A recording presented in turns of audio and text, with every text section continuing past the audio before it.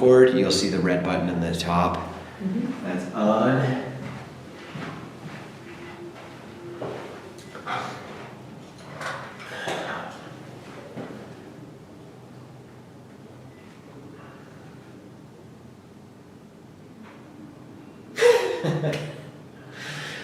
Ladies and gentlemen, welcome to our next session here, our little vignette.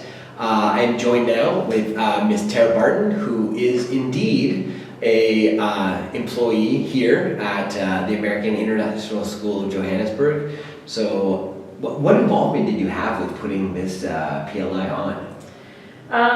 My involvement's a little bit to do with personalising the service learning. So yeah. So, just talking about personalised learning and how that applies in service learning. So like it's a periphery almost. Yeah. So not really. I'm not the organizer of this event. Okay. I'm always here to support, and my area of expertise is service learning. So. Okay. And this is exactly what you presented on. Yeah. When you say area of expertise, what do you mean area of expertise? Because there's experts and then there's people that are passionate about their area. Yeah. So there's some things that you may be an expert on and maybe you've become more of an expert because it's been a passion. Definitely. But why service learning? What got you into service learning? Was it a passion? Was it just a crime of opportunity? Or why service learning in particular? Okay, so when I reflect on my own journey in service learning, I started really young. So at school, started jump rope for heart when I was about 5 or 6. Neat. And then I moved into 40-hour famine,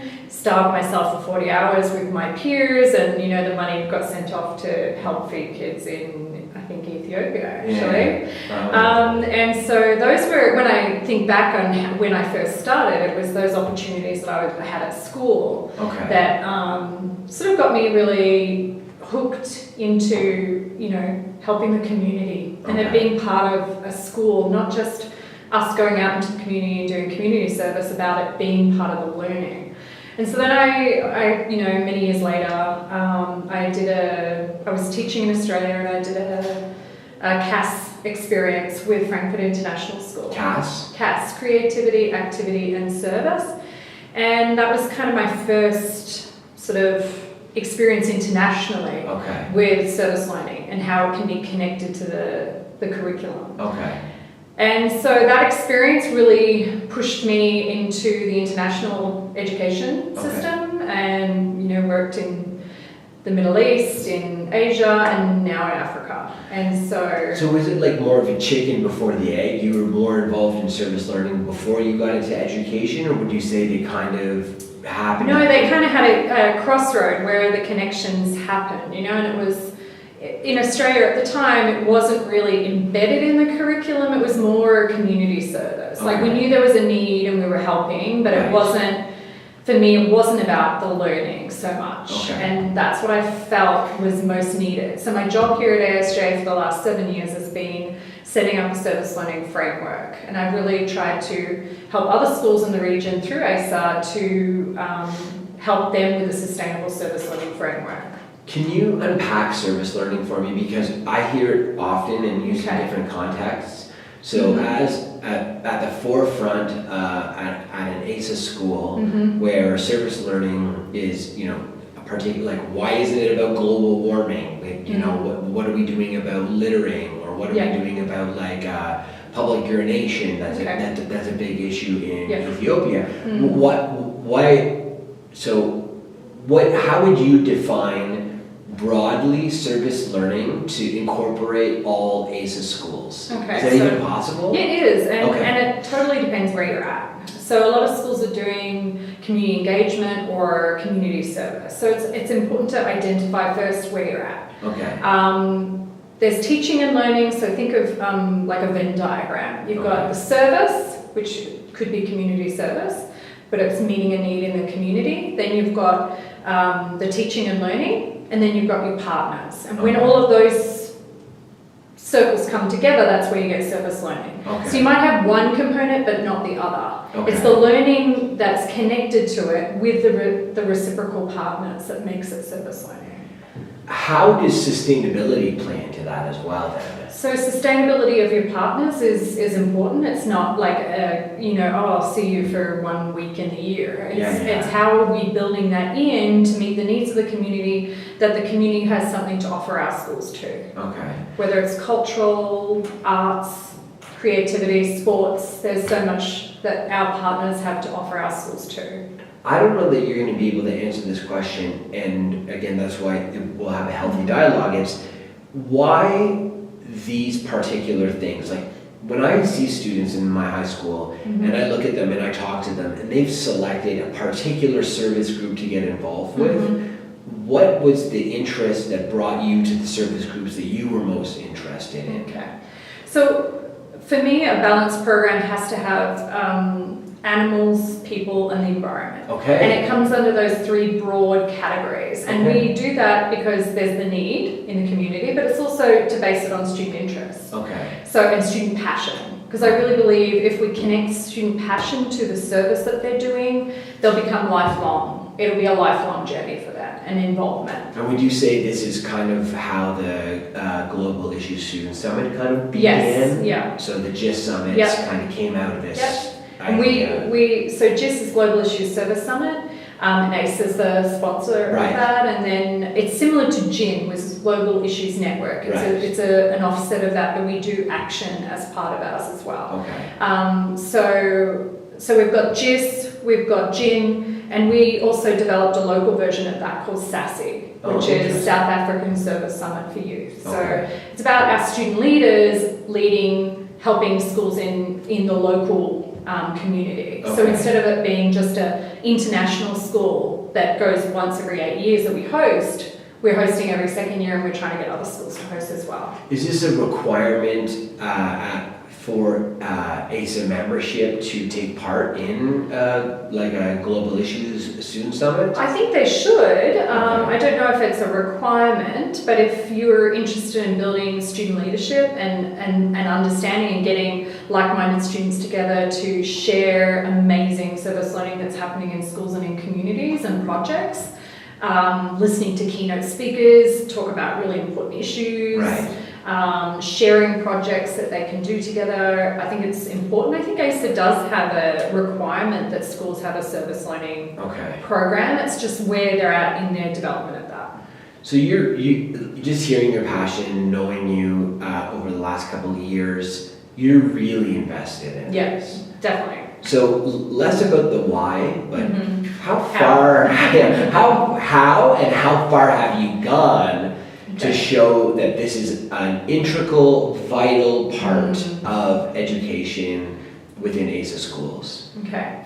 So for me, being part of ASA and helping lead as a coordinator for the region for several years, we really did a lot of data research on the schools. So where are they at in their building a sustainable framework? Because we were developing PD for teachers, but they're sort of down here. If you're not having change at the leadership level, it's not a school-wide system. So we really worked on setting up a sustainable system for schools, providing resources, professional development. So first you've got to look at your school. Do you have a philosophy? Do you have clarity? Do you have consistency? I mean, we have 2 campuses and 5 divisions, so looking at that. Wouldn't that just come with the MSA accreditation though?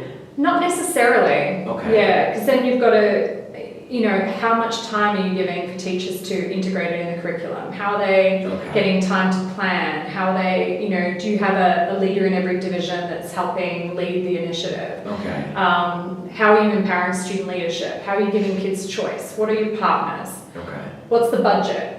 What are the resources? Sustainability is a big piece of that, but you can't have sustainability unless you have thought of that framework first. So we've been doing a lot of surveys of schools to find out where they're at, and it's good for schools to know also which area they need to work on. So leadership teams doing the surveys really help them identify, maybe we don't have enough clarity, which would lead to collective efficacy. So we need to focus on that area first. So this sounds like a very macro level. How micro have you gone?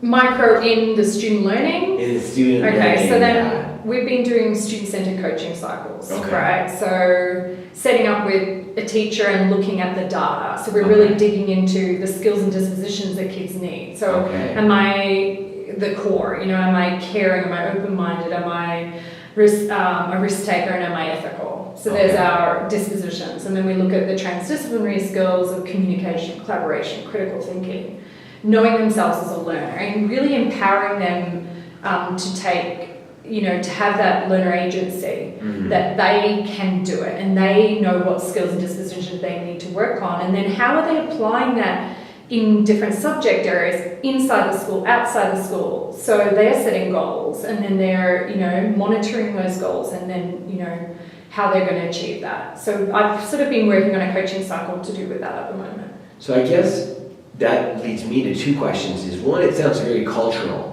So it needs to be like a K to 12 cultural thing that you've worked very hard on. And then aside from the cultural piece of just having that mindset, is the brass tacks of it. How well are schools doing in this region? Yeah, I think schools are definitely implementing it, but as far as the whole framework, they're at different levels. And it depends on what initiative's happening in the school. You know, like I feel we've been really lucky that at AISJ we've got the 4 pillars. You know, we've got the athletics, the arts, service, and academics, and it's a balance between those. And you know, that's part of our vision and our mission of the school. So is being connected, being personalised, being conceptual. So we've been developing conceptual units that the concept drives the content of the subjects,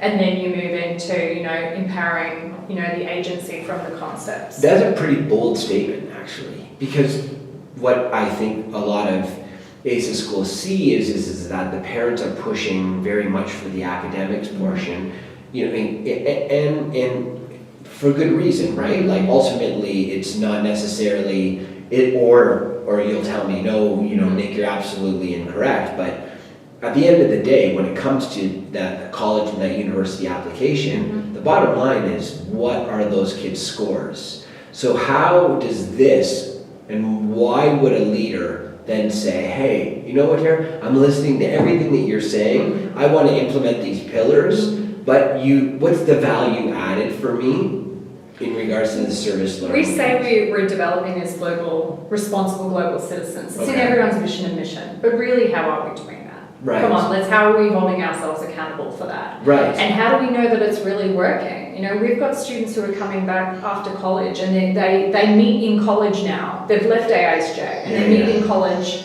to do service together. You know, like, so it's not just, I know it works, and I've challenged John Hattie on it, you know, our 0.58, you know, effect size. I'm like, no, I think it's way higher than that, and I just need the data from the schools to prove that. So, but by personalising it, you're giving kids ownership over their learning and knowing what skills and dispositions they need to work on. They can apply that. Those skills and dispositions are the things that they need for lifelong learning, right? To own the learning. And those are transdisciplinary. Totally, you know. I think, I mean, some of our kids have got into some amazing colleges, you know, with, you know, full scholarships, you know, Harvard, Stanton, you know, it's like they're getting into good schools. I don't believe it's academics. I think that you being a good, responsible human being and that you can make a difference in the world is really important. And that all students should know how to do that and be able to, you know, have better cultural understanding, and that's what we need in the world today. I think that if we're not doing it in our schools, we're doing them a disservice. And I think that ACES does a very good job because the needs in one area, we're one of the largest mass organizations trying to bring, you know, a lot of different schools from a lot of different places who are suffering from a lot of different issues. So I'm curious, because I do definitely see some data here. What is the data that you're mining or that you're providing in order to, you know, get more people on board, or what are the facts that you're finding out with the research that you've done? So some of the the data that we've collected is sort of like schools so what is the person's position at the school, right? Okay. So sort of surveying a broad perspective. We sort of start with the coordinators and the teachers, but we are also going into the leadership team. Okay. So, rating their school on their vision and their mission and how does that connect to being a responsible global citizen and service learning, right? So if it's not in your vision and mission, that's probably where you need to start, right? But then moving into, well, how is it clearly defined to develop collective efficacy? So maybe it's clarity you need of the why we're doing it, or, so people have ownership over that. Do you see that there's more student advocacy for service learning than there is for leadership because they feel that there's more obstacles ahead of them versus a student who's just like, I'm really passionate about this? So basically I'm asking you, do you see quite a discrepancy between the adults, the leaders, the teachers, and how the students feel service learning is important in their education? It depends on the school, and it depends whether you've empowered the learners to be leaders. Have you taught them leadership skills? Is that part of your program? So student leadership and mentorship is a big part of our program. So teaching kids what is a good leader, what skills and traits do they have, what do they need to work on, monitoring their progress, setting goals, impact statements, how do they know they've made a difference in the community, how are they talking to their community about what are the goals, how are they going to meet those, what's the time frame and the timeline, and how are we going to measure it's been successful? How do you measure that it's successful? We have a rubric for kids to be able to complete. So we have about 20 projects in high school, and every one of them has an impact statement, and every project has student leaders and mentors, and they run the program. It's that student ownership idea. Totally. Because I can say this is what we. With the data that you have, what are the three things that you really would like to highlight as far as service learning goes, or as far as information that you've collected over the years while you've been doing your research? Okay, so schools are rating pretty high that they have the clarity, it's in the vision and mission, but as far as the rest of, the inclusion in the curriculum and the opportunities and the leadership, all of those areas still need work. So to get a sustainable framework, there are pieces missing. And that's kind of what the data is telling us. Like schools are scoring 1 on PD, on time, on having it integrated in the curriculum, on the resources, and the support from the leadership team. It's, that's what the data speaks. So that's pretty much what we're getting. So what would be a suggestion that you would make to potentially schools that feel that they're doing a really fantastic job, but the students don't see it, or it's not coming to fruition for the students who are there, who want to be able to do it?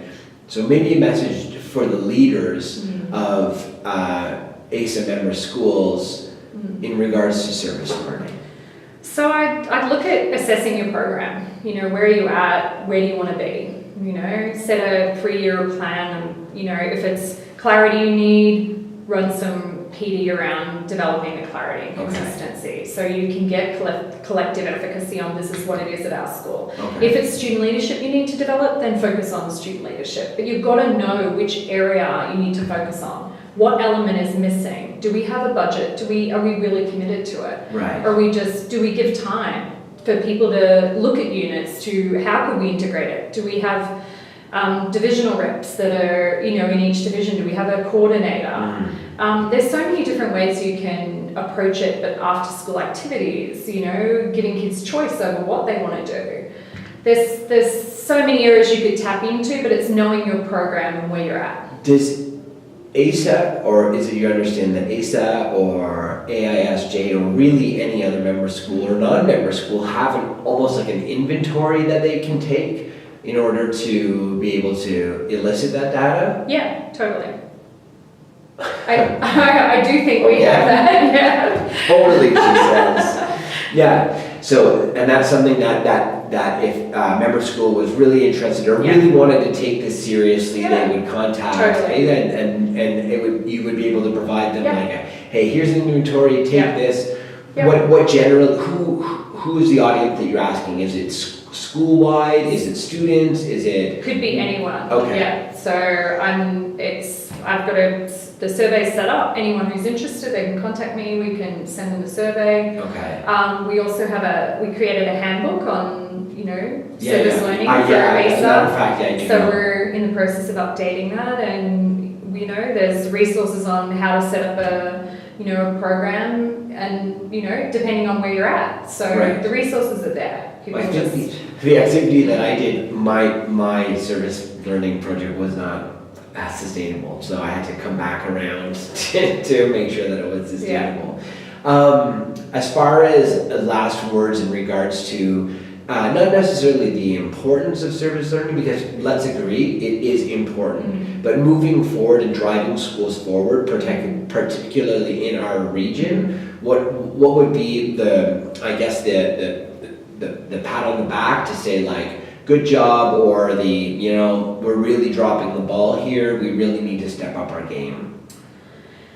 Look, there's some amazing stuff happening in the region. I won't doubt it. And schools are doing some great stuff. There's kids that are really empowered, and there's some great projects out there that schools are doing, and it's sustainable.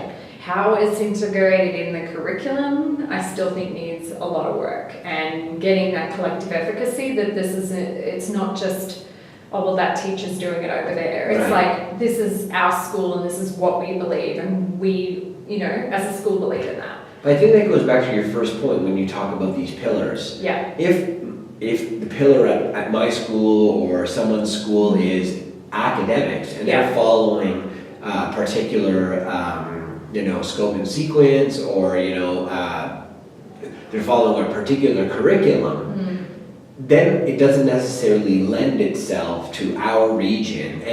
But it enhances the academics. That's the thing. It brings meaning to what you're learning in the classroom. That getting out, into the community, actually, it's what they're learning, they're applying it in the real world. That's what we need to be giving kids this opportunity to do. And I think, I'm happy that you highlighted that, because I don't think generally that people understand that it is just that easy, and the knock-on effect of having that service portion embedded in the school will actually, we would see student achievement rise, and we would also see entrances into colleges and universities, or students, saying, that's not it, I want to follow a passion in entrepreneurship. Yeah, totally. There's one last question is as far as service learning is concerned, people that I've seen tend to believe that, the value, the actual financial value is not there to continue on in a service learning program or a service learning project. Have you found, the opposite, where it is a viable option for students to go into? Totally. Past high school, past university? Yeah, we've been getting a few keynote speakers to come in and talk to students about different careers. NGOs come in from the UN, parents in the community. They've been great resources to come in and talk about careers that our students can, launch into based on what they're passionate about. So it doesn't need to be like swearing a life of poverty to get into service learning past high school. No, it's about being a responsible global citizen. And I think that's a misnomer too. Totally. It's always a pleasure to speak with you. And you. Really, really. Thank you so much. Thank you. Cheers. Right. So how do you think? Good? Yeah. Happy? Yeah. Sorry, I didn't